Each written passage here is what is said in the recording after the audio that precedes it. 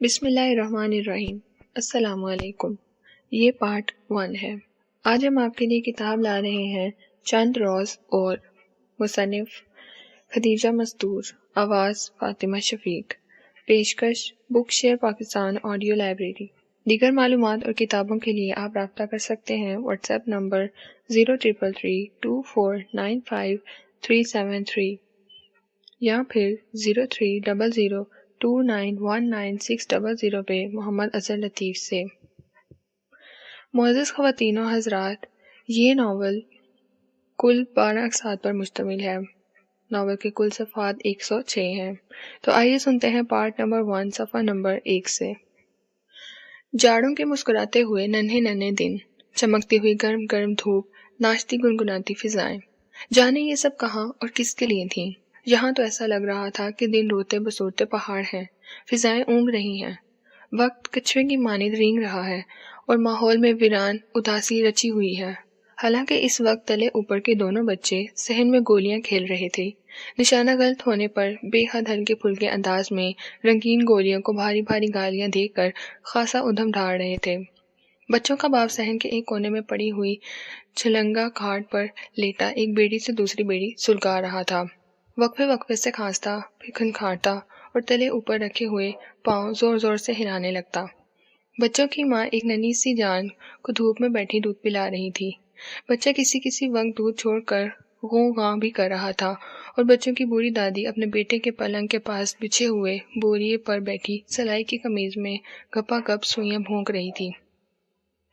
پھر بھی عجیب سی ویرانی اور اداسی کھیلتے ہوئے بچوں سے بڑھیا تک پرچھائی ہوئی۔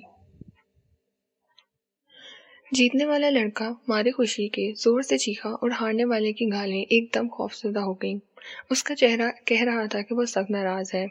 چپ رہو کتے کے پلو، کان کھائے لیتے ہیں سالے۔ باپ نے بیڑی کا ایک لمبا کش لگاتے ہوئے قہر بھری نظروں سے لڑکوں کی طرف دیکھا، مگر کتے کے پلوں کے کان پر جوں بھی نہ رینگی اور پلوں کے باپ نے ایک بیڑی سے دوسری بیڑی سلگائی۔ سالے گالیاں بکتے ہیں، ان کی ماں یہ دنیا میں اور کیا کریں گے؟ بس یوں ہی بہن، گالیں بکتے بکتے قبر میں سو جائیں گے۔ وہ آہستہ آہستہ بڑبڑانے لگا۔ انہیں اسکول سے کیوں اٹھایا؟ اسی لیے نہ کہ پڑھ لکھ کر انسان نہ بن جائیں۔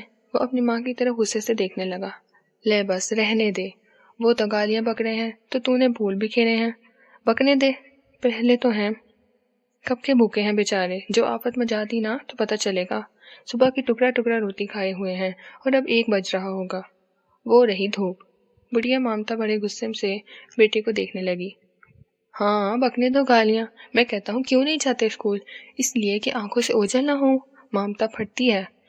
وہ جاہل عورتوں کی طرح ہاتھ مٹکانے لگا۔ مامتا نہیں پھٹتی، جیب پھٹ گئی ہے۔ بڑھیا ایک دم تیز ہو گئی۔ ہے بھلے کوڑی، نام کا مفت اسکول ہے، مگر مہینے میں 10 خرچ بتائے جاتے ہیں، اور پھر کاپیاں قلم کہاں سے لاؤں؟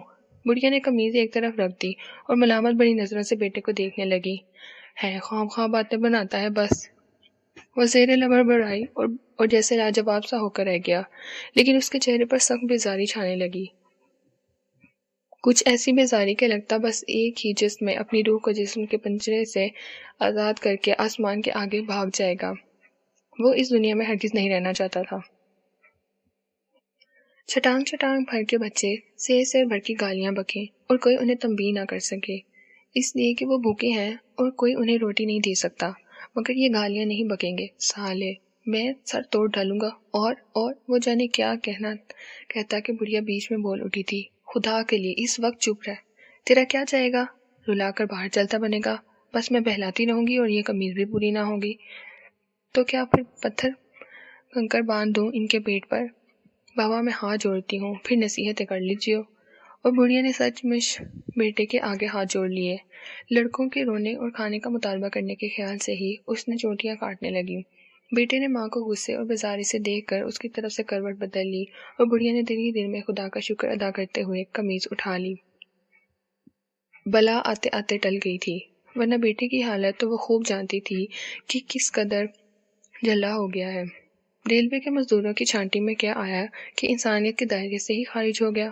شروع میں تو یہ تھا کہ درد دور کرنے کی فکر میں گھلا کرتا تھا، کیا کرے اور کیا نہ کرے کے چکر میں پھنسا رہتا۔ پھر کچھ دن گزرے تو دکھ درد دور کرنے کی بجائے ہر دم چڑچڑانا شروع کر دیا، ساتھ ہی بیڑیوں کی تعداد بڑھنے لگی۔ پھر اور دن بیتے تو ہر وقت گھر سے باہر رہنا شروع کر دیا۔ ایک ذرا دیر کو گھر آتا تو معلوم ہوتا کہ بہت چال آ گیا ہے، یہ پھینک وہ جھٹک، ایک بیڑی سے دوسری بیڑی سلگائی جا رہی ہے اور دھوئیں کے ساتھ ساتھ گالیں بکی جا رہی ہیں۔ چھانٹی میں آنے سے پہلے بھی کچھ زیادہ سکنا نہ بسر ہو رہی تھی۔ پیٹ بھر گیا ہے تو تن ننگا ہے، اور اگر تن ڈھانکنے کی فکر کی گئی تو پیٹ ننگا ہو گیا۔ پھر بھی بچوں سے محبت کا سلوک کرتا تھا، بیوی کو دن میں ایک آدھا بار مسکرا کر دیکھ لیتا تھا اور ماں سے اس کا دکھ سکھ پوچھ لیتا تھا۔ اب تو گھر کا ہر فرد اس کا منہ تکا کرتا کہ شاید وہ میٹھے بول بول دے۔ بڑھیا اس کی یہ حالت دیکھتی اور پکے پوڑے کی طرح تپا کرتی۔ بیٹے کا پریشان حال، فقط چہرہ اور آنکھوں میں ٹمٹماتا سا زندگی کا چراغ دیکھ کر وہ تڑپ تڑپ اٹھی۔ لاکھ جتن کر کے 4 پیسے پیدا کرتی، صرف اس لیے کہ اس کے لال کی پریشانیوں میں کچھ تو کمی ہو، مگر وہ دیکھ رہی تھی کہ پریشانیوں میں روز بروز زیادتی ہوتی جا رہی ہے۔ بے حد بھوک میں روٹی کے دانوں 2 نوالے پیٹ کی آگ کو گھٹانے کی بجائے بڑھا دیتے ہیں، اور بڑھیا کی کوشش اس کے آگے تھک کر بیٹھ جاتی۔ اس سے زیادہ وہ کچھ بھی نہ کر سکتی تھی۔ اتنے ہی میں اس کی بوڑھی ہڈیاں بری طرح کڑکڑا اٹھتی، اور جس وقت اسے اپنی تکلیفوں کا شدت سے احساس ہوتا تو وہ بھی بیٹے سے کچھ کم نہ جلاتی۔ سب بھاڑ میں جائیں، کمبختوں نے زندگی برباد کر رکھی ہے، گھن کی طرح کھائے لیتے ہیں۔ وہ آپ ہی آ بڑبڑاتی، لیکن جس وقت بچوں کو بلکتے، بہو کو چپکے چپکے روتے اور اپنے جگر کے ٹکڑے کو پریشان حال دیکھتی تو ٹریفک کے سپاہی کی طرح مستعد ہو کر اپنا کام کرنے لگتی۔ اس وقت بھی وہ بڑی پھرتی سے قمیص سینے کی کوشش کر رہی تھی، حالانکہ صبح سے ایک جگہ پر جھک کر بیٹھے بیٹھے ریڑھ کی ہڈی چٹکنے لگی تھی، آنکھیں دکھ رہی تھیں اور انگلیوں میں انٹھن ہو رہی تھی۔ آنکھوں سے ویسے ہی کم سوجتا، جانے کس مشکل میں سلائی کرتی۔ بھوک، کھیلتے کھیلتے چھوٹے لڑکے کو بھوک یاد آ گئی اور بڑے نے بھی اس کا ساتھ دیا۔ وہ بڑھیا نے ہونٹوں پر انگلی رکھ کر اشارے سے انہیں بتایا کہ چپ نہ رہے تو اٹھ کر تمہارا ابا پیٹ ڈالے گا۔ بچوں نے چٹائی سے باپ کی طرف دیکھا اور پھر منہ بسوڑنے لگے۔ ہم نہیں جانتے، ہمیں کھانا دو، وہ منائے۔ بس ابھی چٹ پٹ روٹی پکاتی ہوں، جب تک تم باہر کھیل آؤ۔ کیسے اچھے میرے لال، آج گڑ لاؤں گی، بڑھیا نے انہیں بہلایا۔ ہم نہیں جانتے ہیں، ہمیں روٹی دو۔ چھوٹا لڑکا رونے کی تیاری کرنے لگا۔ نکلو گھر سے، بیڑی کا آخری کش لے کر وہ ہنکارا۔ بھوک لگی ہے، سالے نہیں تو اپنے حصے کی روٹی لے کر تو دنیا میں آئے نہیں، اور بھوک لگی ہے۔ وہ لال لال آنکھیں نکال کر بچوں کو گھورنے لگا۔ بڑھیا نے تل ملا کر قمیض رکھ دی، بلا پھر نازل ہو رہی تھی۔ چلو باہر، نہیں تو ہڈی پسلی ایک کر دوں گا، ہاں؟ وہ لیٹے سے اٹھ کر بیٹھ گیا۔ بڑھیا اپنی جگہ پر کھڑی ہو گئی۔ بچوں نے سہمی سہمی نظروں سے باپ کی طرف دیکھا اور گولیاں اٹھا کر باہر نکل گئے۔ وہ بیڑی سلگا کر پھر لیٹ گیا۔ بڑھیا نے قمیض اٹھا لی۔ اب وہ اور بھی تیزی سے سینے کی کوشش کر رہی تھی۔ جیب، گلا اور کاج بٹن باقی تھے۔ کاج اسے سب سے زیادہ مشکل لگتے، ایک تو ویسے ہی کم دکھائی دیتا، اوپر سے باریک ترین کام۔ لیکن بڑھیا کے نزدیک یہ کام اس وقت کوئی حقیقت نہ رکھتا تھا۔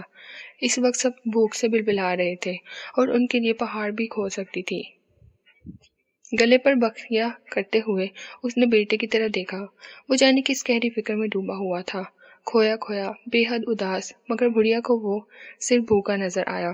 اس کی ممتا بری طرح پھڑکنے لگی اور اس نے بہو کو دیکھا کہ ذرا ہاتھ بٹائے تو منٹوں میں کام ختم ہو جائے، لیکن بہو تو آج صبح سے بے حد خاموش اور نڈھال ہو رہی تھی۔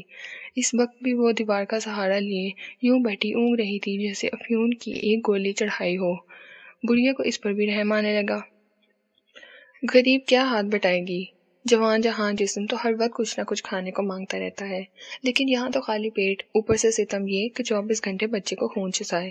نڈال نہ ہو تو کیا ہو، کمبخت بد نصیب ہے، 1 2 ہوں، پورے 3 بچے اسی مصیبت میں پال چکی ہے۔ کوئی حد ہوتی ہے دکھوں کی، زیادہ تنگ آ گئی تو جانے کیا کچھ کر بیٹھے۔ اور اس خیال کے ساتھ اسے وہ بات یاد آ گئی جب بہو کے پیٹ میں پہلا بچہ تھا، وہ ہر وقت کھٹی میٹھی چیزوں کے لیے للایا کرتی تھی۔ سودے والوں کی آواز پر چونک چونک پڑتی تھی، اور ایک دن اس نے بہو کی اس حرکت پر جل کر اسے گالیاں دی تھیں کہ شہزادی صاحبہ کے شوہر تو جانے کس طرح گھر کا خرچ چلاتے ہیں، اور صاحبہ ہیں کہ آنکھوں پر ٹھکری رکھ کر بس زبان کا چٹخارا رہتی ہے۔ اس کے بعد بہو نے پھر کسی چیز کی فرمائش نہ کی تھی۔ وہ خوش ہوئی تھی کہ چلو بہو کی فرمائشوں سے نجات ملی، لیکن جب ایک دن اس نے دیکھا کہ وہ دروازے پر کھڑی سامنے کے حلوائی کو مسکرا مسکرا کر دیکھ رہی ہے تو اس کی بوڑھی جان جیسے سن ہو کر رہ گئی تھی۔ بہو نے تو قسمیں کھا کھا کر اسے لاکھ یقین دلایا کہ وہ گلی میں کھیلتے ہوئے بچوں کی شرارت پر ہنس رہی تھی، لیکن وہ نہ مانی۔ کوئی وہ بھی دودھ پیتا بچہ تھی جو نظر بھی نہ پہچانتی۔ ارے وہ لاکھ بوڑھی آڑی اور اندھی تھی مگر اڑتی چڑیا کے پر گن سکتی تھی۔ سوئی روک کر اس نے ایک بار پھر بہو کی طرف دیکھا، لیکن اس دفعہ نہ تو وہ اسے بھوکی نظر آئی اور نہ نڈھال، بس کچھ کر گزرنے والی معلوم ہو رہی تھی۔ بڑھیا کا دل کچھ اس طرح کانپ اٹھا جیسے مرغی کا ننھا سا بچہ چیل کے پروں کے سناٹے سے لرز کر رہ جاتا ہے۔ لے دے کے اس کے پاس ایک عزت ہی تو رہ گئی تھی جسے کلیجے سے لگا کر خوش ہو لیتی۔ اس کا بیٹا افسروں کی بے جا جھڑکیاں سنتا رہتا مگر اس کی عزت میں کبھی فرق نہ آیا۔ وہ مزدوروں کی چھانٹی میں آ گیا اور وہ اپنی بے عزتی محسوس نہ کر سکی۔ وہ کمر توڑ توڑ کر سلائی کرتی اور جب معاوضہ طلب کرتی تو ایک آدھ جھڑکی سے معاوضے کی کمی پورا کر دیا جاتا، لیکن وہ پھر بھی باعزت تھی۔ اس کے ہاں عزت تو صرف اسی صورت میں جا سکتی تھی جب کسی کی بہو یا بیٹی ادھر ادھر آنکھ لڑا بیٹھے، اور بہو کی طرف سے تو اسے پورا پورا خطرہ تھا۔ زیادہ مار پڑے تو انسان توبہ بھول جاتا ہے، مگر وہ نہیں سوچ سکتی تھی کہ اس کی بہو بھی توبہ بھول جائے۔ حلوائی کے قصے کے بعد تو وہ اس کی ایسی کڑی نگرانی کرتی جیسے بہو قاتل ہو۔ اس کے باوجود بڑھیا خوفزدہ رہی۔ وہ جانتی نہ تھی کہ سارے دروازے بند کر لینے سے چور کا خطرہ دور نہیں ہو جایا کرتا، سیند بھی لگ جاتی ہے جو یہاں سے وہاں تک صفایا کر دے۔ وہ تنہا کوڑی کوڑی پر تیرے میرے کام کرتی پھرتی مگر بہو کو ساتھ نہ لے جاتی۔ جوانی اور اچھی خاصی صورت سونے پر سہاگے کا کام دیتی۔ بڑھیا کھٹکتی اس کی صورت سے، حالانکہ وہ خود ہی بہو کو 4 آنے کے گھڑے کی طرح خوب دیکھ بھال کر لائی تھی کہ کہیں اس کے بیٹے کا جی برا نہ ہو، اور وہ اب وہی صورت ایسی کھلتی اس کا جی چاہتا کہ اس طرح بگاڑ دے کہ کھڑا کھڑا ناک نقشہ غائب ہو جائے، بس کھنڈر ہی کھنڈر رہ جائے۔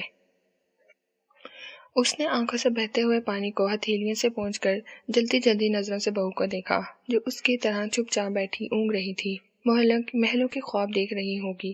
بڑھیا آپ ہی آپ کڑی کچھ کام کاج کرتی رہے تو دھیان بٹا رہے، مگر اس کے لیے تو بہانہ ہے کہ پیٹ بھر روٹی نہیں ملتی، چکر آتے ہیں، اوپر سے بھوک کے پیٹ بچے کو دودھ پلاتی ہے، اسی لیے ہلا نہیں جاتا۔ کم بخت مکار وہ خوب سمجھتی ہے یہ سارے گن، شرافت کی آدھی روٹی نہیں بھاتی جب بھی یوں ہاتھ پاؤں ڈھیلے کر دیے ہیں، چپکی گھنی بیٹھی رہتی ہے۔ دیکھنے والے کہتے ہیں کہ بہو تو اللہ میاں کی گائے ہے، مگر وہ خوب جانتی ہے کہ اس گائے کو گلا کاٹ ڈالے اور ہائے نہ کرے، اور آگے وہ کچھ نہ سوچ سکی۔ بہو کے خلاف کام کرنے والے جذبے نے اس کے دماغ میں شعلے سے بھڑکا دیے تھے۔ شہزادیوں کی طرح آرام کرتی رہتی ہے، یہ نہیں ہوتا کہ ذرا ہاتھ بٹائے۔ اب صرف بٹن ٹانکنے کو رہ گئے تھے، پھر بھی وہ قمیض پٹک کر چیخی۔ حرام کھانے کی عادت ہو گئی ہے، جانتی ہے نا کہ بڑھیا اپنی ہڈیاں پھیر کر ٹھونسنے بھرنے کا سامان کر رہی ہے، پھر اپنے آرام میں کیوں خلل آئے؟ اور پھر وہ بڑبڑانے لگی۔ ایسے سبز قدم آئے کہ جھاڑو بھر گئی، مٹ کر رہ گیا سب کچھ۔ بہو نے بجھی نظروں سے بڑھیا کو دیکھا، وہ پھر سر جھکا دیا۔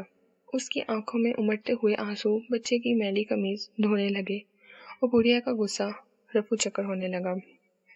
وہ تو کچھ ایسی طبیعت کی تھی کہ اپنے دشمن کو بھی روتا نہ دیکھ سکتی تھی۔ پھر بہو نے اس کی بڑی خدمت کی تھی، ساتھ ہی اس کی جھڑکیاں بھی برداشت کی تھی، مگر پلٹ کر آدھی بات تک نہ کہی تھی۔ اس نے چپکے سے قمیض اٹھا لی۔ تو کام کیوں نہیں کر لاتی لاڈ صاحب کی بچی، کیوں نہیں کرتی کام؟ انگلیوں میں گم ہوتا ہوا بیڑی کا ٹکڑا پھینک کر وہ چیخا۔ بڑھیا ڈری کہ اب پھر آفت ہوگی، مگر چپ رہی کہ چڑیل کو ایک ذرا دھماک لے۔ اچھا ہی ہے، بٹن ٹانگتی رہی۔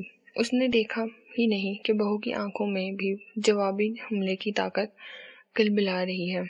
مجھے گھورتی ہے، مجھے گھورتی ہے تیری۔ وہ آدھی گالی جو پانے سے اٹھنے کی طاقت لے چھپٹی۔ بڑھیا بکلا کر اٹھی، مگر جب تک وہ بہو کے قریب پہنچی، بیٹا بہو کی ہڈیوں کی مضبوطی کا اندازہ لگا چکا تھا۔ بڑھیا نے بڑی مشکل سے اسے دھکے دے دے کر پھر پلنگ تک پہنچایا، اس کوشش میں کہ اس کی سانسیں اپنی کی طرح چلنے لگی تھی۔ بہو ہولے ہولے رو رہی تھی۔ ہاتھ ٹوٹے، نہ کھلانے کا نہ پہنانے کا، لے کے بھوکی جان کو پیٹ ڈالا۔ کام نہیں کرتی تو تیرا کیا، بس کوئی بات ہو تو بیچ میں پھٹ پڑے گا، بس دماغ چل گیا ہے۔ بڑھیا نے اسی بہو کی حمایت میں بیٹے کو برا بھلا کہہ ڈالا جو ذرا دیر پہلے ناک کاٹنے کا اس طرح نظر آ رہی تھی۔ کبھی تیرے باپ نے بھی مجھ پر ہاتھ نہیں اٹھایا، ایک تو ہے نالائق۔ بڑھیا نے آگے بڑھ کر بہو کو سینے سے لگایا تو شاید ہمدردی کی وجہ سے اس کے رونے کی آواز تیز ہو گئی اور ایسی دردناک آواز کہ بڑھیا کا کلیجہ مسلنے لگا۔ باپ چھانٹی میں بھی تو نہیں آیا تھا، کچھ تو کما کر تمہیں دیتا تھا۔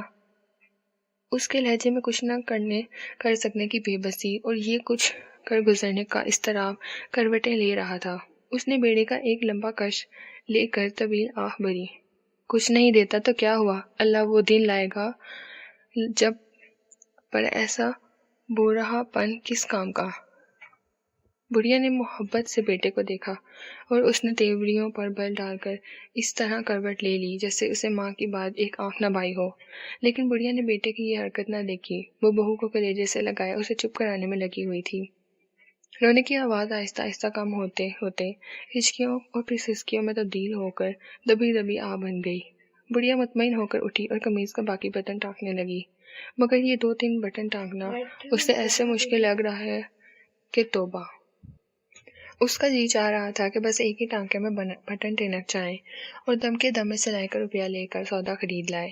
اس وقت تو سب کو خوب پیٹ بھر بھر کر کھلا ہی دے، خاص کر بہو کو۔ لاکھ وہ چپ ہو کر بیٹھی تھی مگر بڑھیا کو اس کے دکھ کا پورا احساس تھا۔ قمیض تیار ہو گئی تو وہ ہاتھوں سے استری کر کے طے کرنے لگی۔ قمیض تیار کر کے وہ بدھوں کی طرح خوش ہو رہی تھی۔ تو جب تک آگ سلگانے، اس نے پیار سے بہو کی طرف دیکھا، بس ابھی سودا لے کر آئی۔ لیکن یہ تو کہاں چلا؟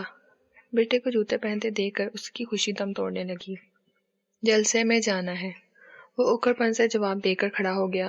جلسے؟ بس جب دیکھو جلسے، میں تو ابھی نہ جانے دوں گی، کب کا بھوکا ہے۔ ایک ذرا میں سودا لائی اور چٹ پٹ روٹی پک جائے گی۔ بڑھیا اس کے شانے پر ہاتھ رکھ کر بٹھانے لگی۔ میں نہیں رک سکتا، مجھے ابھی جانا ہے۔ اس نے ہاتھ جھٹک دیا۔ مجھے جانا ہے، یہ جلسے تجھے کیا دیتے ہیں جو دوڑ دوڑ کر چلا جاتا ہے؟ وہ پیار بھرے غصے سے چلائی۔ 8-10 سیر آٹا باندھ لایا کرو وہاں سے تو میں جانوں بھی۔ ہاں میں نہیں جانے دوں گی، چپکے سے بیٹھ۔ اس نے بیٹے کی باہیں پکڑی اور وہ گھسیانی ہنسی ہنس پڑا۔ تم کیا جانو، مجھے بڑا ضروری کام ہے۔ وہ باہیں چھڑانے لگا۔ ہاں میں کیا جانوں، مجھے سب پتا ہے۔ پیارے کی ماں کہتی تھی کہ جب یہ سب بڑے آدمیوں کے تماشے ہیں۔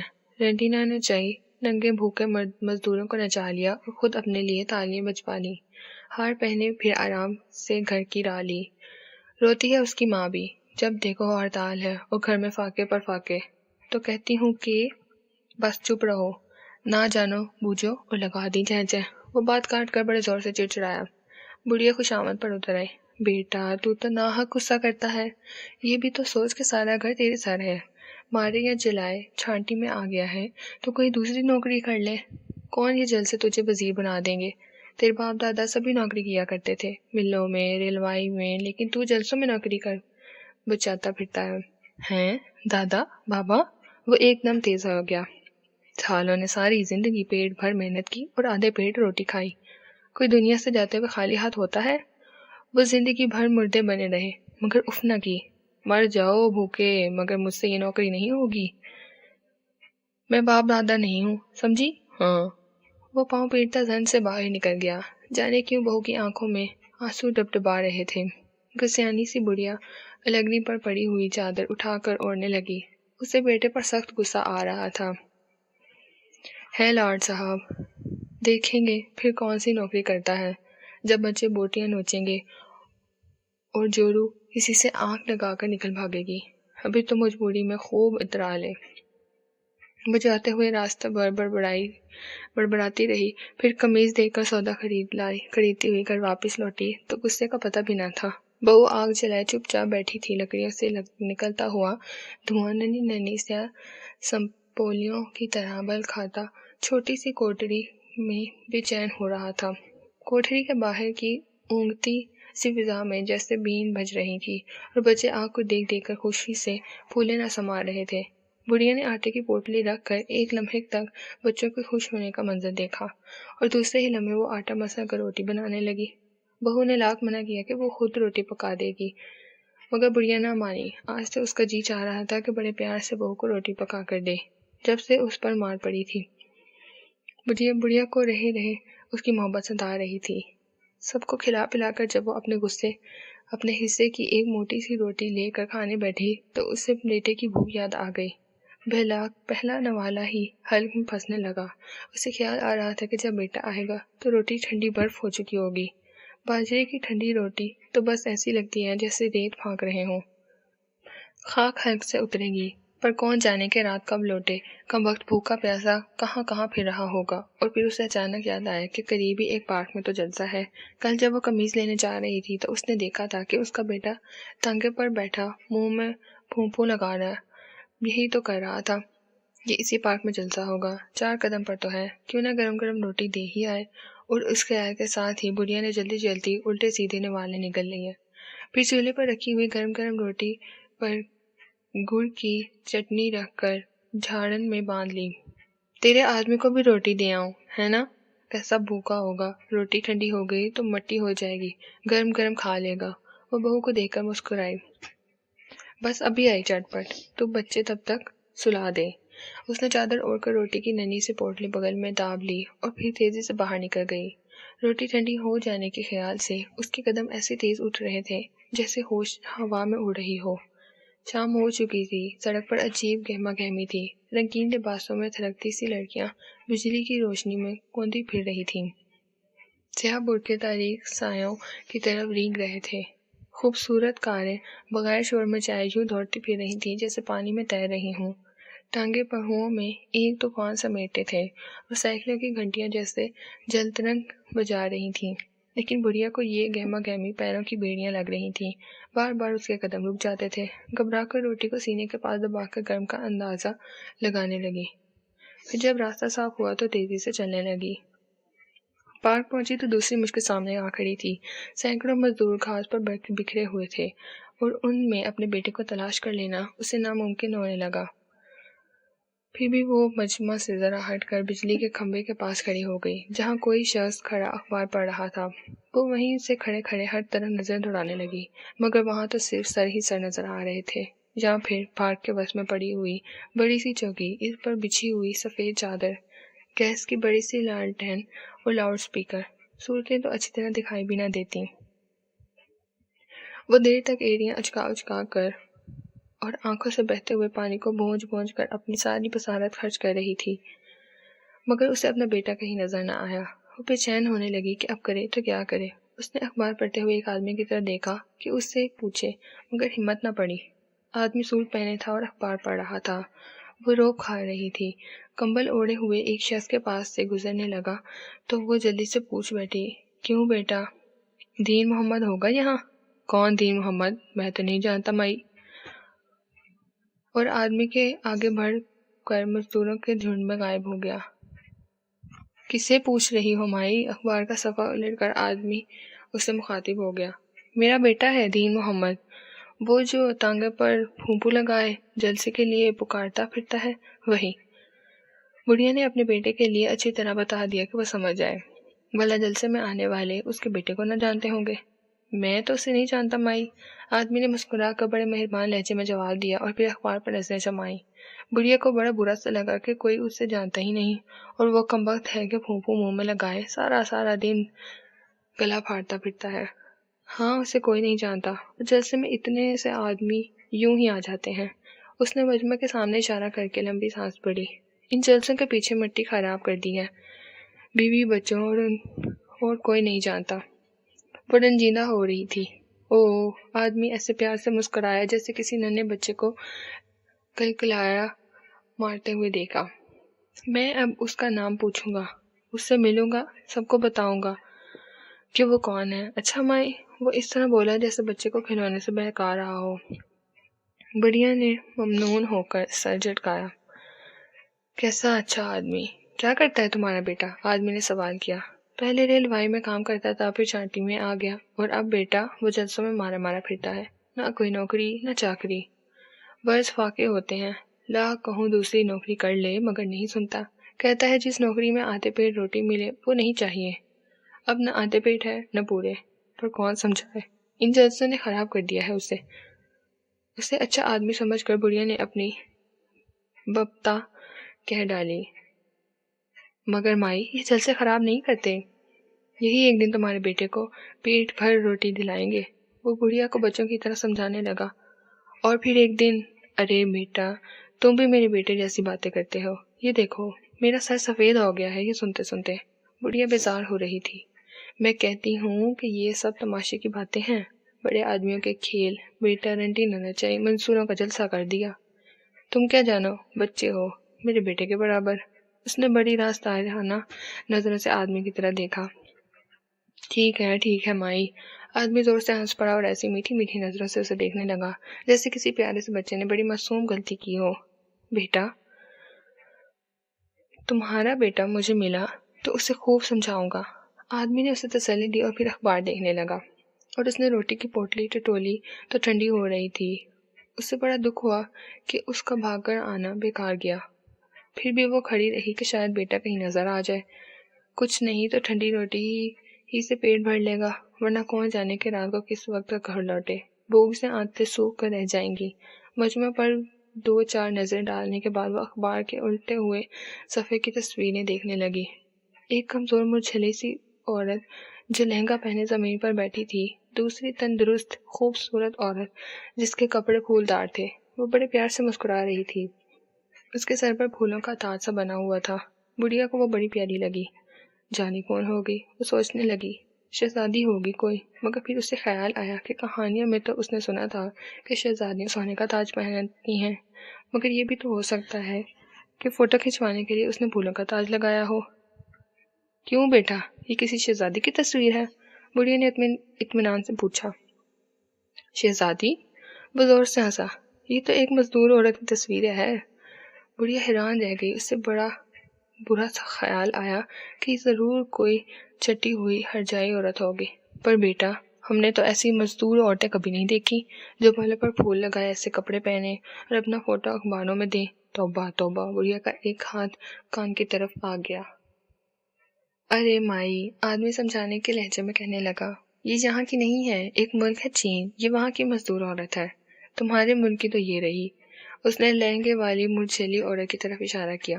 وہاں کے مزدور بڑی اچھی زندگی بسر کرتے ہیں، وہ اچھا کھاتے ہیں، اچھا پہنتے ہیں۔ پہلے یہ بھی دوسری عورتوں کی طرح مر مر کے جیتے تھے، مگر پھر انہوں نے اچھی طرح جینے اور زندہ رہنے کی کوشش کی۔ اور بڑھیا نے اس کی بات کاٹ دی۔ بیٹا، وہاں مرد عورت سب ایسے ہی ٹھاٹھ سے رہتے ہیں؟ اسے یقین نہ آیا تھا۔ اس کے لیے تو یہ بات سم کھل جا سے کچھ کم حیرت نہ تھی۔ ہاں، سب وہ محنت کرتے ہیں تو انہیں اس کا معاوضہ ملتا ہے کہ خوب آرام سے زندگی گزاریں۔ اور اگر تمہیں یقین نہ آئے تو کسی اور سے پوچھ لو کہ چین میں مزدور کیسے زندگی گزارتے ہیں۔ اور وہ چپ ہو گیا۔ بڑھیا چین کی عجیب و غریب زندگی پر دل ہی دل میں رشک کرتے ہوئے اپنی تباہ حالی کے بارے میں سوچ رہی تھی کہ ایک دم اس کے خیال آیا کہ کیوں نہ وہ بھی وہاں چلی جائے، اور اس خیال کے ساتھ ہی وہ سچ مچ تصویر کے چور دروازوں سے چین پہنچ گئی تھی، جہاں اس کا اچھا خاصا گھر ہے۔ اس کا بیٹا صاحب برادروں جیسے کپڑے پہنے کام پر سے واپس ہوا ہے، خوش اور تندرست ہے، بات بات پر مسکرا رہا ہے، بچوں کو پیار کر رہا ہے، بیوی کو محبت سے دیکھ رہا ہے۔ بیوی پھولدار کپڑے پہنتی ہے، اس کے بالوں میں پھول سجے ہیں۔ بچوں کو اس نے ایک ایک گلاس دودھ پلایا ہے کیونکہ وہ باہر گیند بلا کھیلنے جا رہے ہیں۔ بہو کھانا پکانے کے انتظام میں مصروف ہے، بھنے ہوئے گوشت کی خوشبو اڑا رہی ہے، باریک باریک چپاتیوں کا آٹا گوندھ رکھا ہے، اور وہ خود چوکی پر بیٹھی ہے، وہ جو سارے گھر کی مالک ہے۔ اس کے کمر بند میں چابیوں کا بڑا سا بچا بندھا ہے، اور تالیوں اور زندہ باد کے شور سے اسے پھر وہیں لے آئے جہاں وہ پہلے تھی، جہاں سینکڑوں ننگے بھوکے مزدور تھے اور وہ آدمی جلدی اخبار طے کر رہا تھا۔ پھر جیسے ہی اس نے جانے کے لیے قدم اٹھایا، بڑھیا نے جلدی سے سوال کر دیا، کیوں بیٹا، کیا نام ہے وہاں کا جہاں کے مزدور؟ بڑھیا بھول رہی تھی۔ چین، آدمی الوداعی نظر ڈال کر پیار سے مسکرایا اور آگے بڑھ گیا۔ اے بیٹا، وہاں کا کرایہ کتنا ہوگا؟ بڑھیا اس کے پیچھے لپکتے ہوئے چیخ پڑی۔ صفحہ نمبر 14 اختتام پذیر ہوتا ہے۔ کتاب چند روز اور کی کہانی نیا سفر مکمل ہوتی ہے۔ کتاب کا بقیہ حصہ پارٹ 2 پر سماعت فرمائیے۔